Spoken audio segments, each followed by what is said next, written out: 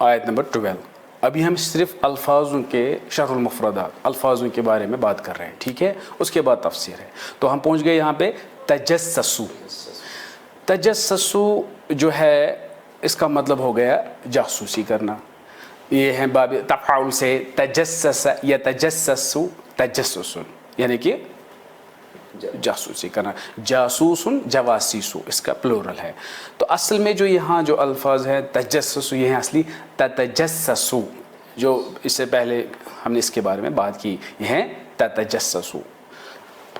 اس کے بعد ہے ولا یغتب بعضکم بعضا, یہ ہے اغتاب یغتاب اغتیابا یعنی غیبت کرنا.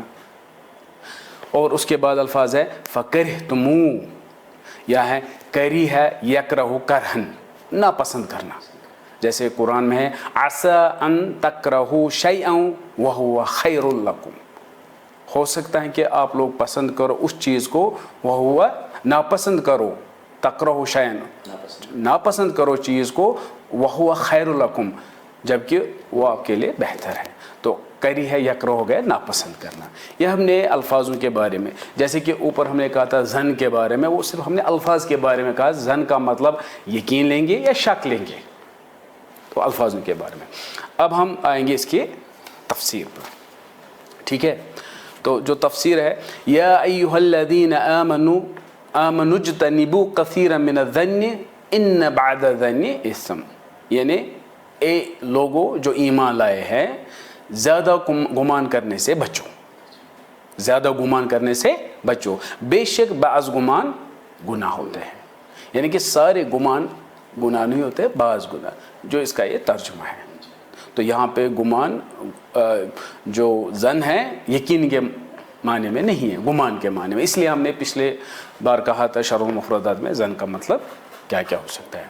اب انہوں نے یہاں پہ یہ کہا کہ زن جو ہے کثیر من الظن, آپ دور رہو کثیر من الظن. تو اس سے پتہ چلتا ہے زن کے اقسام ہیں, زن کے قسمیں ہیں. زن کے دو قسم ہوتے ہیں, ایک کو کہتے ہیں حسن الظن سوء الظن. ایک ہے حسن الظن, دوسرا کیا ہے سوء الظن, یا ظن خیر یا ظن سوء, ٹھیک ہے. حسن الظن کسے کہتے ہیں؟ اگر میں کہوں گا وہ شخص مجھے لگتا ہے وہ آدمی نیک ہے, آپ نے اس کا حلیہ دیکھا, پہلی بار اسے مل رہے ہو, تو ایک مسلم حلیہ, داڑھی لمبی, باقی چیزیں جو نظر آتی ہے ویسے, تو ہم کیا کہتے ہیں مجھے یہ لگتا ہے بہت اچھا آدمی ہے. تو آپ نے یہ ظن کیا. ظن مطلب آپ نے تحقیق نہیں کی اس بندے کے بارے میں, کوئی تحقیق نہیں, آپ نے حلیہ دیکھ کر فیصلہ کیا وہ بہت نیک بندہ ہے. تو یہ بھی آپ نے ظن کیا, مگر یہ گناہ نہیں ہے, اور یہ ظن بہت ہی اچھا, اور یہ ظن منع نہیں ہے. اگر آپ مسلمان بھائی کے بارے میں ظن رکھتے ہو اور اچھا ظن رکھتے ہو, یہ اچھی بات ہے, یہ گناہ. تو لہٰذا یہ گمان کرنا ہے, آپ نے تحقیق نہیں کی مگر آپ نے اچھا کہا اس کے بارے میں, تو یہ جائز ہے. یہ اس کو کہتے ہیں حسن الظن. یہ ہمیں یہ جو ظن ہے یہ ہمیں اللہ سبحانہ و تعالیٰ کے لیے بھی رکھنا ہے. جیسے صحیح مسلم کی حدیث ہے 2877, لا يموتن الا وهو يحسن الظن بالله عز وجل, تم میں سے نہیں مرنا چاہیے سوائے اللہ سے اچھی امید پر. آپ کو امید رکھنی ہے اچھی اللہ سے, انشاءاللہ میں جنت میں جاؤں گے, تو امید رکھنی ہے, ظن رکھنا ہے. آپ کو کیا گارنٹی ہے آپ جنت میں جاؤ گے؟ کیا گارنٹی ہے؟ کوئی نہیں, اللہ جانتا ہے صرف. مگر ہمیں کیا رکھنا ہے؟ ظن. ہمیں ظن رکھنا ہے, ہمیں امید رکھنی ہے, ہمیں اچھی امید رکھنی ہے انشاءاللہ. تو یہ ظن ضروری ہے, تبھی تو آپ کو اللہ سے ملاقات کرنا اچھا لگے گا. مسلمان وہ ہیں جو اللہ سے ملاقات کرنا چاہتا ہے.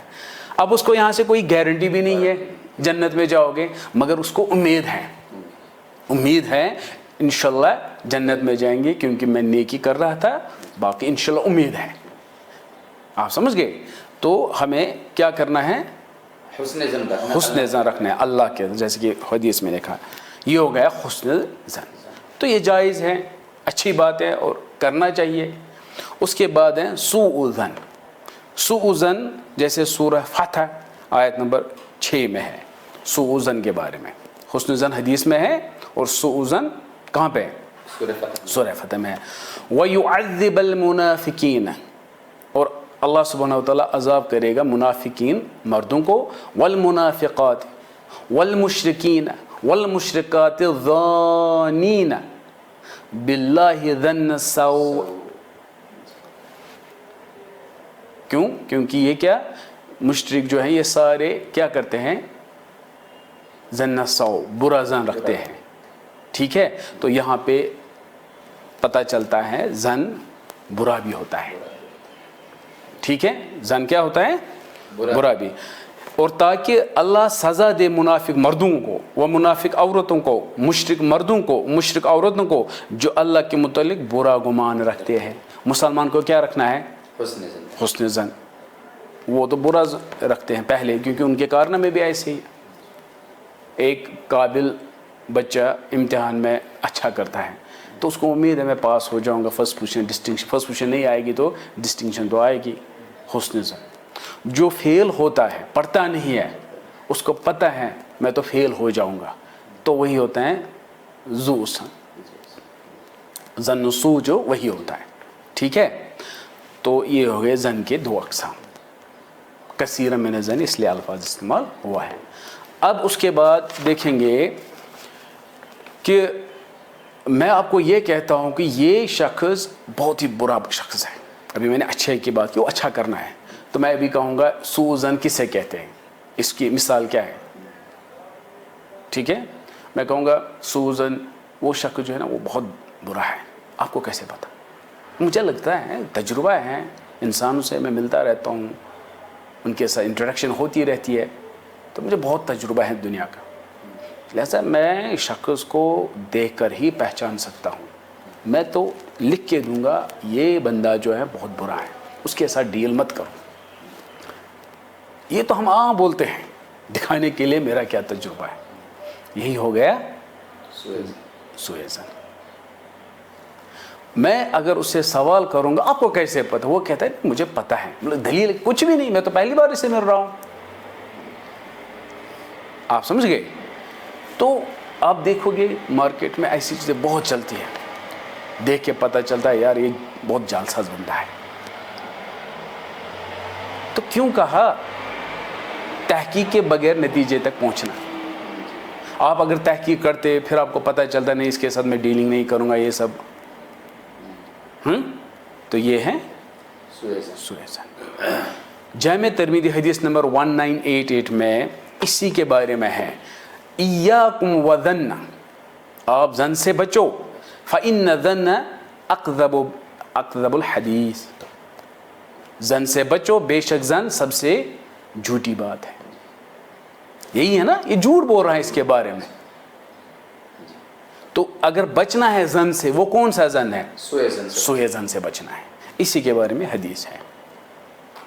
ٹھیک ہے، اب سوال ہے، آپ سوال کرو گے ٹھیک ہے یہ شخص جب میرے پاس آیا، جو میرے دل نے کہا یہ بندہ ٹھیک نہیں ہے، یہ جعلساز ہے، یہ چور نکلے گا، اس کے ساتھ ڈیلنگ نہیں کرنی ہے، یہ تو آپ کو دل میں آیا ہے، اندر آئی ہے بات، اندر آواز آئی ہے، دل و دماغ میں آپ کو چھایا یہ بندہ ٹھیک نہیں ہے، اس کے ساتھ نہیں کروں گا. تو پھر اس بارے میں کیا ہے؟ یہ تو آپ کو سوء ظن اندر آیا ہے.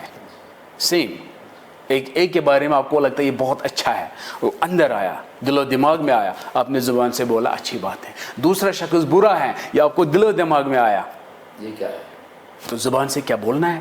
نہیں، اندر آئے گا کوئی مسئلہ نہیں، اندر چھپا کے ہی رکھو، تب برا نہیں ہے.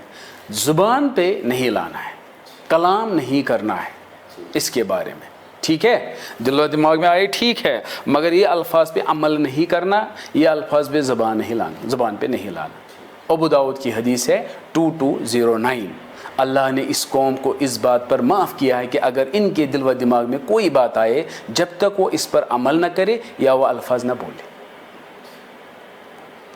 کیونکہ یہ تو ہمیں اندر ہی دل و دماغ میں آتا ہے یہ بندہ نیک ہے، یہ بندہ برا ہے. تحقیق کے بغیر ملاقات کر جب کرتے ہیں تو بولا اگر آئے تو زبان سے مت کہو. جب آپ کا اسسٹنٹ یہ کہے آپ نے سر اس کے ساتھ ڈیلنگ کیوں نہیں کی, اس کے ساتھ, میں کہوں گا نہیں مجھے لگا نہیں ٹھیک ہے, اتنا کافی ہے. آپ کہو گے نہیں مجھے تجربہ ہے, یہ بندہ ٹھیک نہیں ہے, مجھے پورا تجربہ ہے, یہ غلط ہے. کیونکہ آپ کو اندر آیا, آپ کو چھپانا ہے اس بات کو, تب پکڑ نہیں ہے اس بات پر. ٹھیک ہے.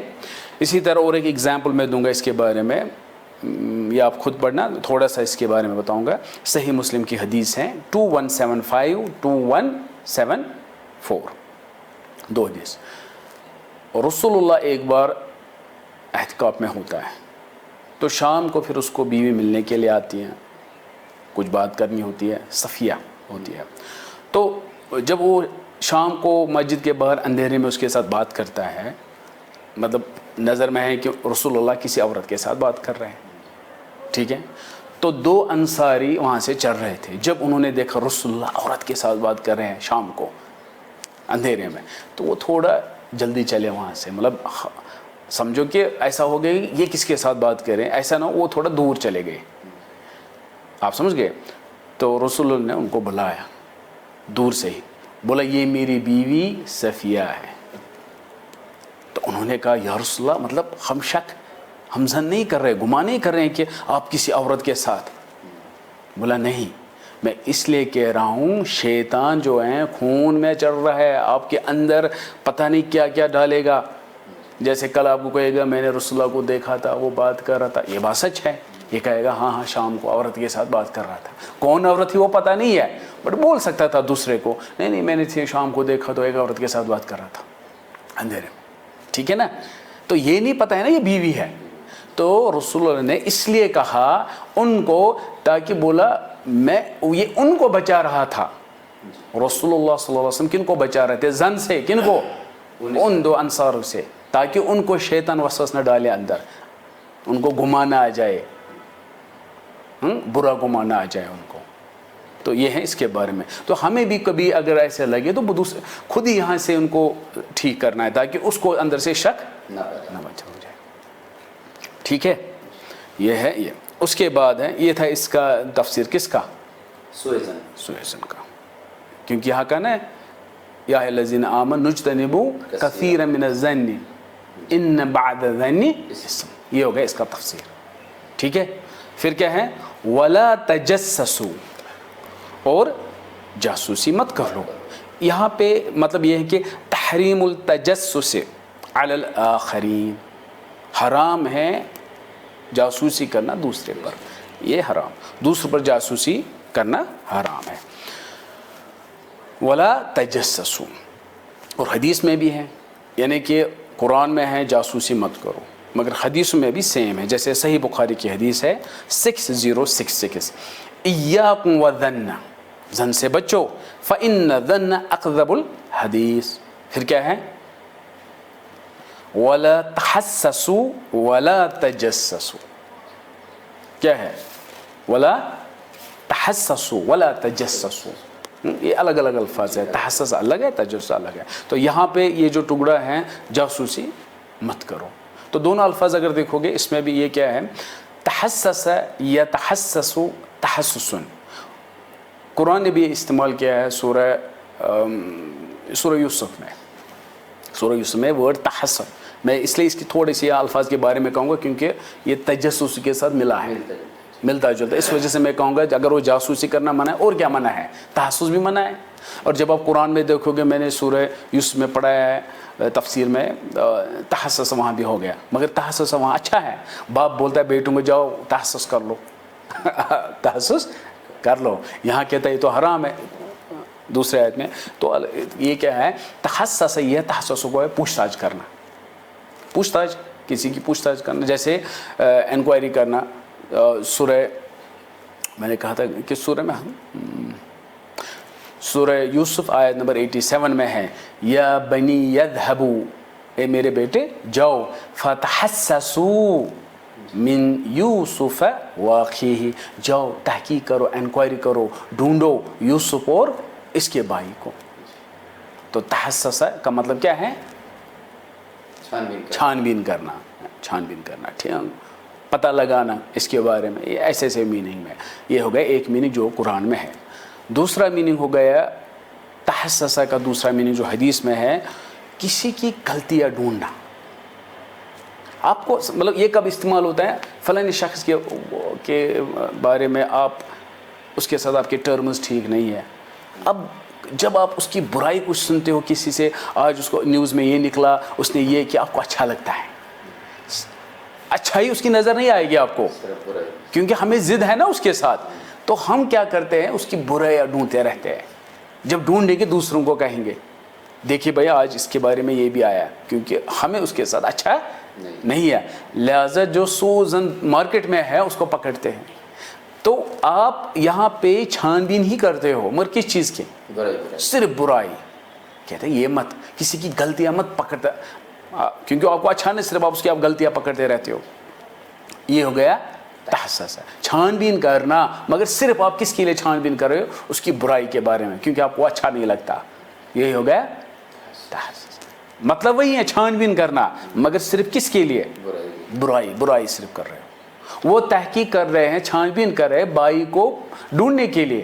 آپ چھان بین کر رہے ہو صرف اس شخص کی برائی کو پکڑنے کے لیے. نہیں سمجھ آیا؟ ولا تحسسوا ولا تجسسوا. تو تجسسوا ہو گیا جاسوسی کرنا، اور مت جاسوسی کر لو کسی کی. ٹھیک ہے.